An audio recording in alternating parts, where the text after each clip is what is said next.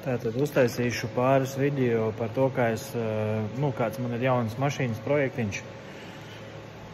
Town & Country paņēmu SSA. Ātri izvēlējos, vienā dienā sēdēju. Principā es jau biju sakūdīts pirkt amerikāni. Tālāk video arī, tālākajos video pastāstīšu arī nedaudz par šo mašīnu. Nedaudz novēlot sāku filmēt. Tad, kad es jau pirmo slieksni esmu sametinājis,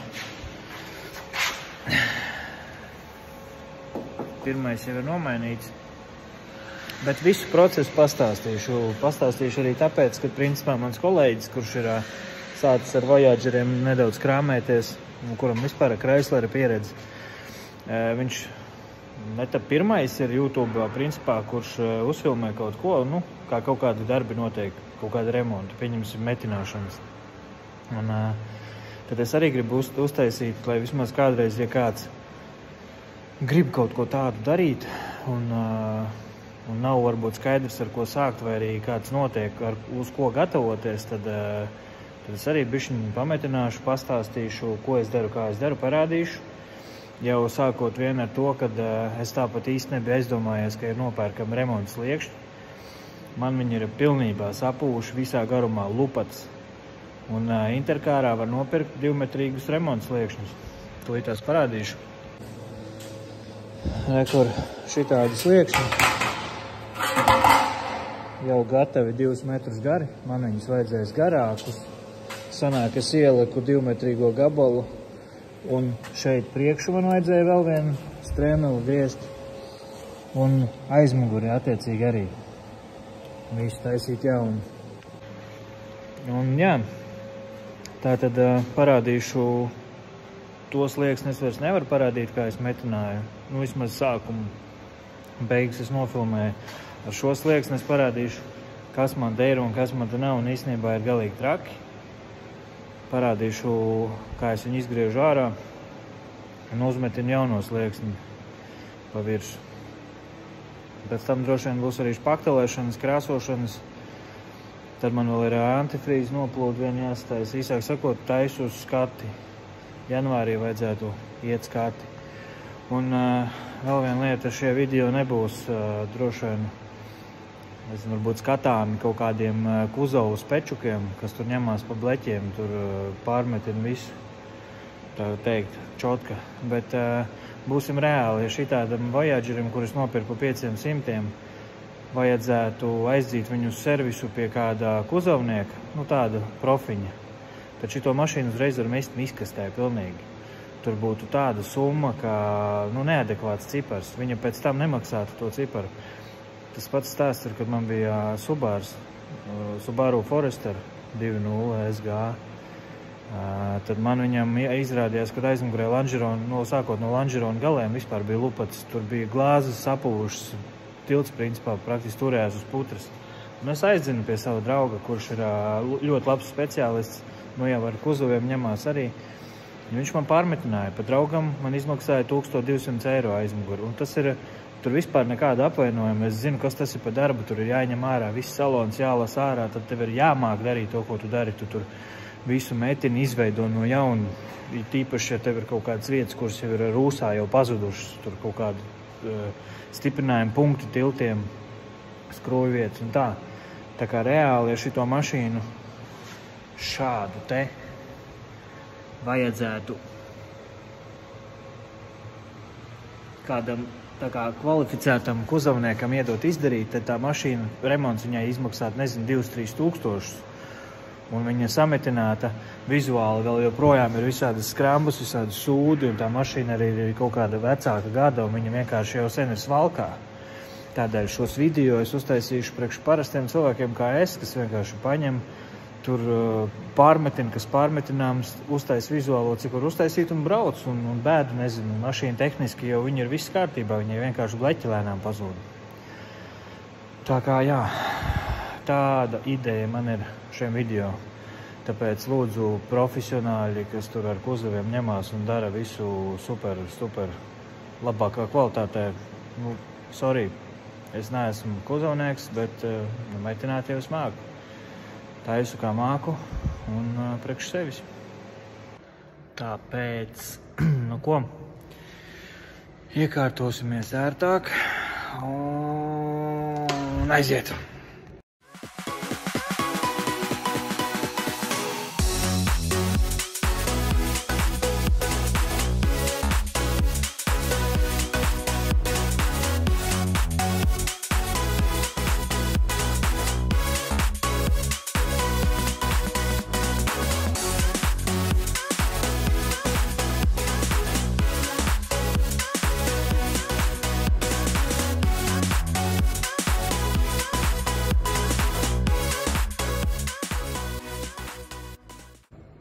Ar ko man jādīlo apmēram, ko es tagad saprotu. Es attaisīšu durvis. Ir šāds viss. Principā tas, ko var redzēt, ir tas, ka nav sliekšņi. Problēma ir tā, ka šī apakšējā līnija, apakšējais valcējums man ir tikai pa vidu palicis. Kaut kas bišķiņ ir priekšā, aizmuguri man nav vispār. Nekāda atskaites punkta, kur man jābūt ar sliekšņa līnijai. Tātad es tagad notīrīšu nost šeit visu to maliņu, jo te man pēc tam būs metināšanas punkti, tāpat kā otrā pusē es varu parādīt. Tad es uzdāķēšu virsū slieksni, remonts slieksni un skatīšos, kur man jābūt tam visam. Jā, tas izskatīsies. Šidā. Te pēc tam viss apstrādāsies pret rūsu un pārklāsies ar šūju mastiku. Pneumatisko pistoli, tādu platu joslu smuki. Uzlaidīšu virsū. Tā tas izskatīsies tad. Tagad ir jāsaslauka viss šitas ārprāts.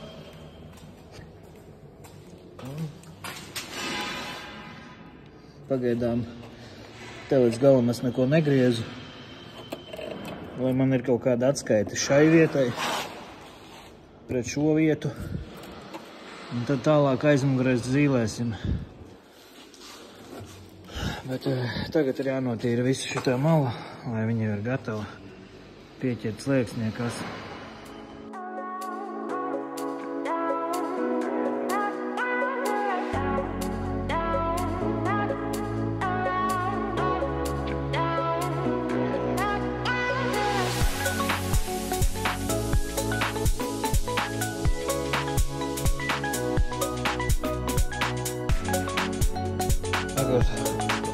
Ko mēs redzam? Labi, šitas ir spārns. Šito priekšu visas uztaisīšu beigās savādāku. Te ir jātaisno viss, jo šitā mala ir noliekta, viņa ir jāliec atpakaļ. Tālāk.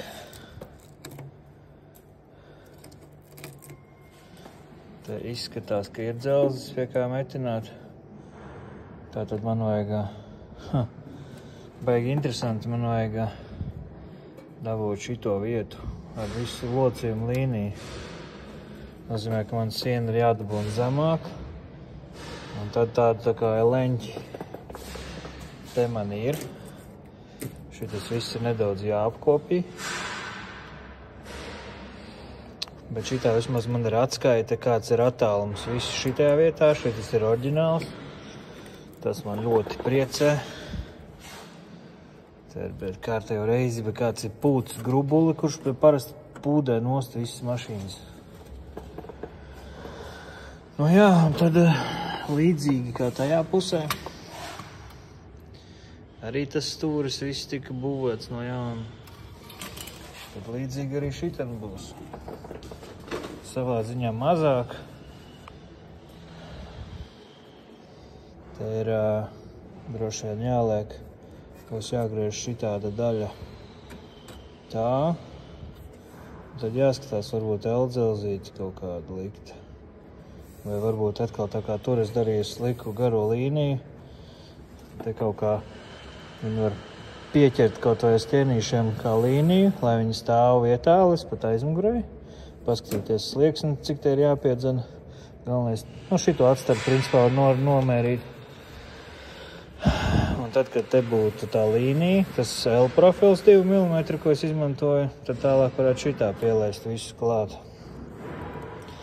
Galvenais tagad nākamais ar fleksi tīrīšu nost visu šajien, lai es tiešām redzu, ka visā līnijā man ir dzelzs, pie kā metināties, lai visur spīd. Jo, ja te ir kaut kāda putra, tad nav jēgas tādu vietu atstāt, tāpēc, ka nebūs, kur piemetināties klāt. Vienkārši tad pusautomāts durs caurums, un tad tur sāksies kaut kāds frīstāls un plekošana, un pretīgi izskatās. Nu jā, un tad sestdien dabūšu vēl 2 metrus šito slieksni, un tad droši vien attiecīgi būvēšu klāt visu šito daļu. Te izrādās, vēl joprojām ir lielceļš. Viss pilns piedzīts. Es domāju, kad es šito plasmas noņemšu nost, tad atklāsies kaut kas arī ar to starpsienu atkal. Bet, nu, jā. Pa lielam te ir jāliek klāt no iekšpuses, tad te kaut kā jānometina, lai tas ir pietiekami zemu. Un tad slieksnis, kad iet garām, tad jāsametina kopā ar slieksni. Bet, nu, šai dienai man pietiek. Tad jau pēc tam turpināšu. Kārtējā diena melna muti būs aizvadīta. Nedaudz sakopu visu. Un jā, rītdiena, sestdiena braukšu, dabūšu jauno remontu slieksni. Šitas tad man paliks tā kā piegriežamais viss, un ar jauno remontu slieksni viņš būs garāks. Sākšu viņu riktēt vietā, taisīšu to apakšējo valcējumu līniju, lai būtu viss pareizi attālami,